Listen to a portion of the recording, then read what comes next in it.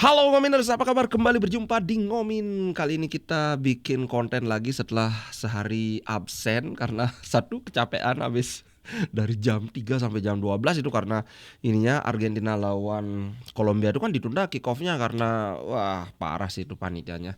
Oke, kita nggak akan bahas itu, kita akan bahas Inter Milan dan ekstra bahas Lautaro Martinez. Banyak sekali pokoknya hal-hal terkait Lautaro Martinez ini. Alright, tapi yang pertama kita bahas Serie A dulu dikit. Yang pertama itu, woi, kayaknya ini Osimhen sudah hampir pasti ke PSG karena ya satu Mbappe sudah ke Real Madrid. Kemudian ya mereka perlu satu striker dengan high profile lah. Nah, yang dianggap pantas itu ya Osimhen. Sedangkan di sisi lain Lukaku ya menunggu Napoli. Jadi intinya kayak gini. Napoli harus jual Osimhen dulu baru mereka bisa bayar si Lukaku. Dan kabarnya Chelsea menginginkan tidak kurang dari 35 juta. Wah, mahal ya. Untung Inter nggak jadi ngambil 40. Ini udah lewat setahun masih juga berkurangnya cuma 5 juta. Aduh, kayaknya. Nah, sementara kalau menurut laporan itu dilaporkan PSG sudah menyiapkan 100 juta lebih dikit. Padahal kan sebenarnya release clause-nya si Osimhen ini 130 juta. Tapi di sisi lain Napoli menganggap kayaknya udah nggak ada sih yang mau bayar 130, ya udahlah 100 lebih dikit pun nggak apa gitu. Ya udahlah. Kalau Lukaku ke Napoli ya lumayan sih, mereka sudah dapat Buongiorno, kemudian ngambil Lukaku, wow. Kita lihat saja nanti. Kemudian berikutnya adalah aduh si Gudmundsson. Kok feelingku kayaknya kita nggak akan jadi deh ngambil Gudmundsson. Faktor berikutnya ini adalah Juventus. Juventus lagi-lagi ngerecokin. Lagi-lagi Juventus juga berniat mengambil Gudmundsson. Nah, yang agak bikin kita mikir, ih Juventus gitu bahkan skemanya pun dia niru punyanya yang ditawarkan oleh Inter, yaitu pinjam dulu, bayar 10 juta, nanti kalau dengan opsi membeli kan, kalau itu baru dilunasi lagi 15 atau 20 juta sehingga hasilnya jadi 30 juta. Bahkan skemanya pun mereka plek-plek niru Inter. Sementara itu di sisi lain Inter tampaknya sudah mulai ya cooling down untuk ke Gudmundsson. Kenapa? Karena ini ada ini yang menarik ya, anak pembahasan menarik dari Klinsmann. Nanti aku akan bacakan interviewnya. Intinya dia bilang adalah Inter nggak perlu striker lagi gitu. Kenapa? Nanti kita bahas. Oke, berikutnya adalah Lautaro Martinez. Wih, ternyata Lautaro Martinez adalah pemain kedua Inter yang menjadi top scorer di Copa America. Tahukah kawan-kawan siapa pemain lainnya? Itu adalah L'Imperatore Adriano Leite Ribeiro. Itu pada saat tahun berapa ya? Tahun 2004, waktu Brazil jadi juara. Yang ironisnya waktu itu Brazil jadi juara dengan mengalahkan Argentina. Dan kalau nggak salah ingat itu Adriano nyetak gol penyama kedudukan di menit 93 apa 94 itu. Pokoknya di benar-benar menit-menit akhir. Wah, mantap lah. Sebenarnya pada saat Milito juga hebat sekali. Cuman kalau kawan-kawan ingat, Diego Milito tuh nggak pernah jadi striker utama di skuad Argentina. Waktu itu kalau nggak salah dipegang Maradona ya. Yang ironisnya Lautaro Martinez pun sebenarnya bukan striker utama Argentina saat ini. Karena apa? 6 kali Argentina main, Lautaro Martinez itu cuma jadi starter 2 kali. Bahkan kalau kawan-kawan cermati, menit bermain dia itu sedikit banget. Sebagai perbandingan ya kayak lawan apa dia main cuma di menit 78 mendekati menit 80. Sedangkan ketika dia jadi starter itu menit 68 65 itu udah diganti sama Julian Alvarez. Still dia berhasil menjadi top scorer. Bayangkan, mencetak 5 gol. Kalau kawan-kawan bandingkan dengan Euro, itu top skornya ada 6 orang. Itu cuma berhasil nyetak 3 gol. Sedangkan Lautaro Martinez berhasil nyetak 5 gol. Walaupun kalau dibandingin sama Adriano, dulu Adriano itu 7 gol. Tapi beda lah. Mungkin suatu saat Lautaro akan bisa menjadi sehebat itu, tapi kita lihat saja. Nah, yang ini adalah seperti yang aku bilang bahwa Lautaro itu sekarang itu tidak menjadi pilihan utama di Argentina. Tampaknya ini adalah buntut dari penampilan mengecewakan dia di Piala Dunia yang lalu, karena memang ya sudah aku bilang waktu itu dia memang sambil menanggung cedera, ankle-nya cedera. Sampai-sampai Scaloni pun mengakui, dia bilang begini, Lautaro tidak happy dengan keputusan saya meninggalkan dia di bench. Ya wajar aja sih, siapa sih pemain, bayangkan dia kaptennya Inter, top scorer Serie A, dia ditempatkan di bangku cadangan demi anak muda yang di Manchester City itu juga pemain cadangan gitu loh. Sangat dia itu top scorer, lebih senior juga. Kalau kawan-kawan ingat juga pada Piala Dunia memang Lautaro Martinez makin mainnya nggak bagus ya. Tapi pada kualifikasi itu berkali-kali dia menjadi goal getter penentu Argentina. So ya wajar sih kalau kecewa. Tapi kalau kawan-kawan cermati itu tidak ada sama sekali komentar-komentar dia yang wah saya bagaikan singa yang keluar dari kandang, itu nggak ada kan. So menurutku ini adalah sebuah hal yang bagus. Ini kayaknya kurang keras ya, ini kok aku kerasin dikit. Tes. Nah, biar lebih mantap ya. Soalnya selalu biasanya ada aja mulu bang suaranya kurang keras. Nah, itulah Scaloni bilang gini. Mana itu? Ini dia. Lautaro never stop working, tidak pernah berhenti bekerja, dan dia layak mencetak gol karena dia menderita, atau apa ya, menderita ini maksudnya bukan menderita kayak gimana gitu. Menderita itu dalam keadaan merasa tidak nyaman setelah dikeluarkan dari starting 11 walaupun dia adalah leading scorer di turnamen ini, kata Scaloni. Dia tidak akan happy dengan saya, dan tentu saja dia benar karena dia ingin bermain. Tapi inilah yang harus dia lakukan. Kita boleh atau nggak boleh bikin kesalahan. Aku nggak ngerti we may or may. Aku nggak ngerti maksudnya.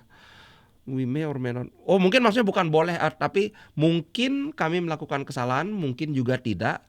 Tapi kami berpikir bahwa tim ini harus bermain seperti ini dan kami menang, gitu dia. Kemudian Lautaro sendiri ya memang dia baru saja mengakhiri season atau musim yang tidak terlupakan, menjadi top scorer di Serie A dan Copa America, dan memenangkan Scudetto bersama Nerazzurri, dan tentunya Copa America dengan national timnya. Nah, dia bilang gini nih, kayak apa ya? Kilas balik sedikit, dia bilang bahwa ketika kami memenangkan Piala Dunia di Qatar dan saya menerima medali emas, saya sangat bahagia dengan apa yang kami raih.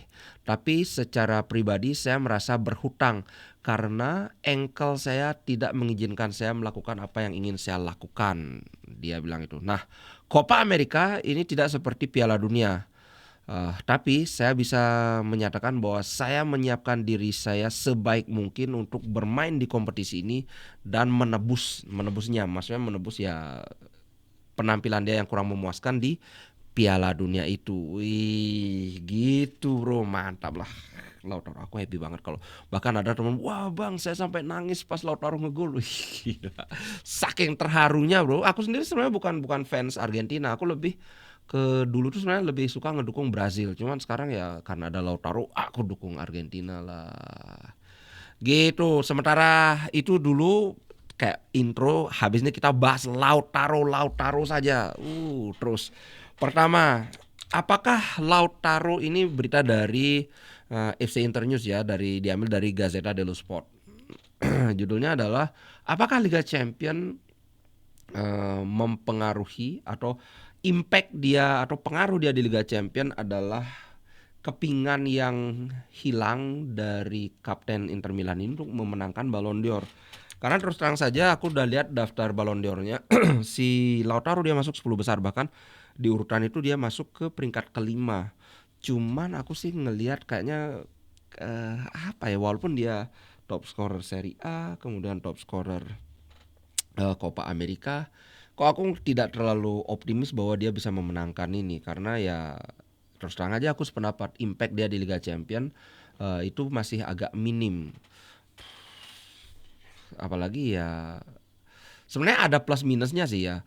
Dia sebagai top scorer Serie A yang mana koefisiennya kan terakhir aku lihat paling tinggi tuh Serie A di semua liga. Jadi kalau jadi top scorer di liga dengan koefisien tertinggi sebenarnya ini kan harus menjadi sebuah apa ya, sebuah perhitungan tersendiri kan. Nah itu yang pertama, kemudian dia juga jadi top scorer di Copa America. Nah masalahnya Copa America ini kan kalah mentereng dibandingkan Euro. Cuman di sisi lain Euro itu nggak ada top scorernya, ada 6 berbagi posisi. Kalau dia kan sendiri, dia ini dapat dapat top scorer itu dengan 5 gol kan. Ah, jadi apakah dia layak memenangkan ini tentu saya susah dijawab. Karena kalau skill wise, kalau kita memperhatikan bukan apa ya, bukan gelar yang dia raih, tapi kalau skill saja, ya harus diakui sepertinya masih ada striker lain yang lebih lebih heboh lah, lebih oke dibandingkan Lautaro. Ada Mbappe, ada Haaland. Kalau bukan striker, kita lihat ada Kevin De Bruyne, ada juga Jude Bellingham, kemudian ada juga Rodri. So ini yang bikin aku, aduh kayaknya susah sih. Tapi ya tentu saja masuk nominasi saja sudah merupakan sebuah kehormatan gitu. Apalagi kalau kawan-kawan ingat pada musim ketika Inter meraih treble winner, itu Sneijder yang mainnya menggila aja nggak dapet, apalagi sekarang. Gitu sih bro. So kalau menurut kawan-kawan gimana? Apakah layak Lautaro Martinez misalnya memenangkan Ballon d'Or? Kalau aku secara objektif kayaknya enggak sih. Kalau itu jangan marah-marah lu nanti. Nah ini kita bahas yang seperti yang aku bilang tadi. Kenapa Inter nggak perlu nyari striker. Ini adalah sebuah interview dengan Jurgen Klinsmann. Aku akan bacakan saja. Hanya satu hal yang tertinggal dari Lautaro, tapi Inter tidak memerlukan striker baru. Aku setelah membaca ini aku lumayan setuju. Kita simak sama-sama ya. Alright, nah ini dia. Dia luar biasa berkembang dalam 2 tahun terakhir ini. Benar-benar extraordinary, kata Klinsmann kepada Gazeta.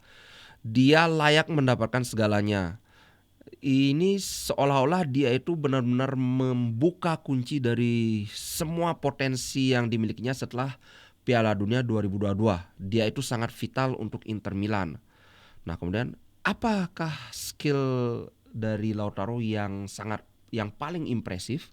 Dia bilang ini si Klinsmann, kemampuan dia untuk mencetak gol dengan cara apapun dari posisi manapun. Bener sih. Tapi lebih spesifik lagi, kemampuannya mencetak gol-gol yang susah. Soalnya kalau gol-gol gampang dia nggak masuk. Lautaro memiliki attitude yang tepat tentu saja. Seorang striker seperti dia tidak suka ada di bangku cadangan setelah memenangkan Scudetto. Ya iyalah. Uh, tapi dia selalu memberikan yang terbaik dan dia memiliki attitude yang tepat sebagai seorang pemimpin. Dia memiliki attitude seorang pemimpin, sikap ya maksudnya ya dewasa, nggak protes lah ketika tidak dimainkan, hal-hal semacam itu. Nah kemudian dia ditanya apakah menurut Klinsmann Inzaghi memainkan peranan kunci dalam perkembangan Lautaro? Absolutely, tentu saja. Ketika seorang pelatih dan strikernya itu sync itu maksudnya synchronize, selaras, hal-hal seperti ini terjadi. Dia bilang itu Simone telah melakukan pekerjaan yang luar biasa bersama Lautaro. Nah sekarang hanya ada satu lagi target untuk El Toro, untuk memenangkan Liga Champion. Itu satu-satunya hal yang tersisa dan dia akan menginginkan balas dendam. Wah, gitu bro. Nah sekarang tentang ini, Inter baru saja menyambut Mehdi Taremi dan tertarik pada Albert Gudmundsson. Apakah mereka memerlukan striker yang baru? Nah ini dia bilang enggak. Kurasa mereka sudah settle itu maksudnya sudah pas gitu. Kamu tidak perlu menambahkan striker lain lagi ketika kamu punya Taremi, Lautaro, Thuram dan Arnautovic. Ini bahkan bisa membuat dressing room jadi unsettled. Unsettled itu jadi kayak gelisah, tidak stabil gitu loh. Semua orang ingin menit bermain dan menambahkan satu lagi striker akan tidak make sense atau nggak masuk akal. Mereka sudah kuat dan tetap menjadi favorit untuk memenangkan gelar. Gitu bro. Jadi ya bener sih, 4 striker ini mungkin cuma Arnautovic aja yang agak-agak kelas 2 lah ya. Tapi kalau ditambah lagi kapan bisa bermain? Nah, terkait striker, aku baca kemarin itu di Sempre Inter apa di Football Italia ya, bahwa Carboni akhirnya sekarang diminta oleh, maksudnya Simone Inzaghi meminta kepada manajemen untuk mencabut Carboni dari bursa transfer. Katanya, udah saya mau pakai si Carboni ini. Kalau ini benar, sudah pas 5 striker. Arnautovic mau dijual atau enggak aku enggak terlalu peduli, karena kayaknya ya memang kunciannya Inter ini si Arnautovic, jimatnya Inter. Bayangkan kalau misalnya Arnautovic bertahan terus lagi-lagi Inter dapat Scudetto, terbukti berarti ini memang jimatnya Inter. Gitu sih bro, kalau aku sih tertarik kalau Carboni misalnya diberikan kesempatan, sepertinya dia bisa berkembang. Cuman ya gitu deh, jangan berharap talenta yang seperti si Lamine Yamal itu enggak lah. Cuman ya tetap aja sangat menarik untuk ditunggu bagaimana Inzaghi meracik ramuannya. Kita tahu kan si Carboni ini kan lebih ke gelandang serang atau winger, sedangkan Inzaghi nggak pakai winger. Bisa nggak dia menyulap Carboni jadi striker murni, atau mungkin dijadikan gelandang tengah? Who knows? Kita lihat aja. Nah, ini berikutnya adalah sedikit penutup. Wih, AC Milan sudah mulai ini nyenggol-nyenggol ini. Sudah mulai nyenggol-nyenggol ini. Kami adalah klub terbesar di kota Milan katanya. Wih, gila. Ini lihat, lihat. Dia bilang gini, memenangkan Scudetto adalah perasaan yang tidak ada yang menyamai yang saya rasakan di hidup saya. Lagi-lagi ini ngomongin sejarah, mereka menang Scudetto-nya itu kan sudah 3 musim lalu. Ternyata ini direkturnya, presidennya loh, ternyata presidennya dan fansnya itu sama. Hobinya ya memang ngomongin sejarah gitu. Kemudian dia bilang, kami adalah institusi yang ikonik, yang merupakan ikon, tapi kami masih berhasil untuk tetap muda. Maksudnya ya kayak dia ngomong kami bisa berprestasi, walaupun aku nggak ngerti prestasinya apa dia musim lalu kan Zero Trophy toh. Tapi kami tetap bisa menjaga usia muda. Kayaknya ini juga nyindir Inter, karena Inter kan agak-agak tua, pemainnya Arnautovic lah, Mkhitaryan lah, siapa lagi yang tua di Inter? Acerbi lah, Darmian lah. Dan kemudian orang-orang muda di sekitar saya menunjukkan passion, menunjukkan semangat. Kemudian dia menyenggol Inter, dan kami tetaplah klub terbesar di Milan. Wih, gila. Klub ada tambahannya lagi. Aku nggak tahu klub lainnya.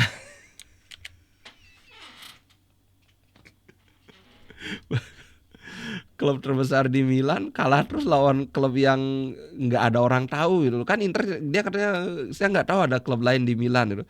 Tapi klub yang unknown klub ini 5 kali menang terus. Tapi ya namanya juga presiden kan, dia perlu kayak apa ya? Semua orang jualan kecap itu kan kecapnya pasti nomor 1. Nah, ini sebagai penutup aku mau membahas tentang artikel yang juga sangat menarik, rivalitas antara pemain kunci Inter dan calon pemain kunci Milan, yaitu di sini tidak kelihatan tapi yang dimaksud adalah Morata, di mana Morata adalah pemain dari Spanyol yang aku nggak tahu sih apakah ini sudah hampir pasti. Yang jelas ketika ditanya dia memang sudah yes, bilang mau bersedia untuk join ke Milan. Berarti ya yang satunya adalah juara Eropa, yang satu juara Copa America. Morata versus Lautaro. Apakah ini akan jadi apa ya? Kalau dulu rivalitas, aku nggak ngelihat ada rivalitas ya antara pemain Inter dan Milan, kecuali mungkin Dumfries dengan Theo Hernandez ya. Selain itu kalau di sisi kiri kita Di Marco dengan Calabria nggak seimbang. Ini sih dibilang rivalitas antara Lautaro dengan Morata. Tapi coba kita pikir ya, aku sih bukan maunya sombong atau gimana, coba kita objektif aja. Lautaro umurnya 26 tahun, Morata itu 31 tahun. Apakah layak jadi rival dengan umur yang terpaut 5 tahun ini kan sudah kayak beda generasi gitu kan. Itu yang pertama. Kemudian Morata dia memang betul ini juara Eropa tapi dia cuma nyetak 1 gol. Sepanjang kompetisi itu cuma pertandingan pertama aja dia nyetak gol kan. Di sisi lain Lautaro itu nyetak 5 gol, 1/5, jauh banget, Pak.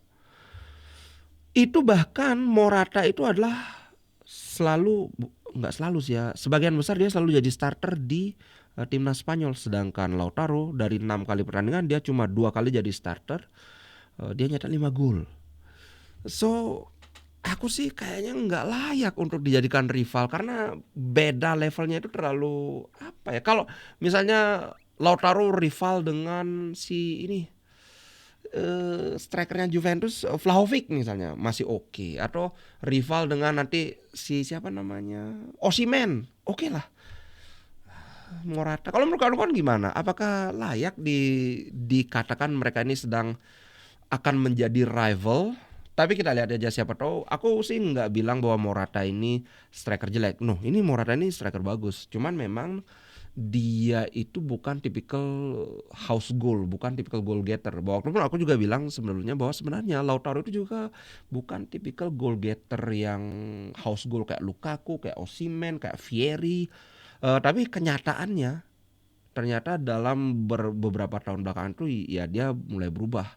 Bahkan sangat konsisten selalu mencetak 20 gol lebih sampai puncaknya ya kemarin ini dia jadi top scorer. Gitu sih guys menurutku. Bagaimana menurut kawan? Tolong komentarnya nanti kita bahas. Oke? Ciao guys, sampai jumpa di konten berikutnya.